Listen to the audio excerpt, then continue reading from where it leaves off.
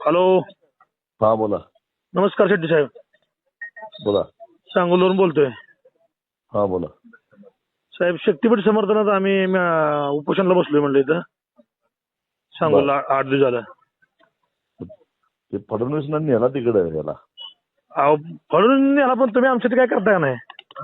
तुमच्यासाठी करायचं काय संबंध आहे? तिकडे वाटोळं वाढलंय शेतकऱ्यांचा. कुणाला वाटलो कुणाला?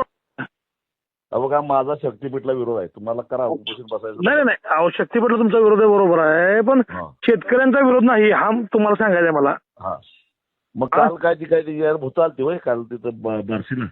अहो ती काल दलाल होती. कुठे शेतकरी कुठे होती? दलाल होती हो. तुमचा गट नंबर किती सांगा बघू जरा मला. घ्या की 298. हा कमलापूर 298 घ्या की. हा ठीक आहे चेक करून बघतो मी.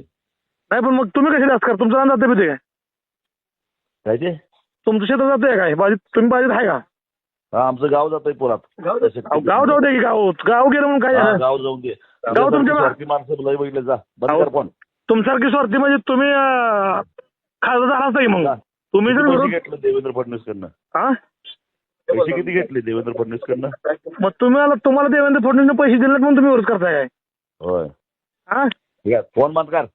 ज्यादा शहाणपणा करायचं नाही. नाही तुम्ही शानपणा करू नका. मी काय सांगतो तुम्ही जर शेतकऱ्याची काय वर असतो ना म्हणून तुम्ही खासदार होत नाही. होणार पण नाही इथून पुढे. मला कळतंय कसं. मला आज कळलं की तुम्ही का पडताय इथं. हो तुमचा पराभव कशाने होतो हे मला आज कळलं. हा मी जबाबदार आहे. आणि अजून पण पराभव होणार इथून पुढे एवढं लक्षात राहू द्या. काळजी करू नको तू. हा मग आमची कशा काळजी करता तुम्ही म्हणताय फडणवीस पैसे घेतलं. ठीक आहे ठीक आहे ठीक आहे.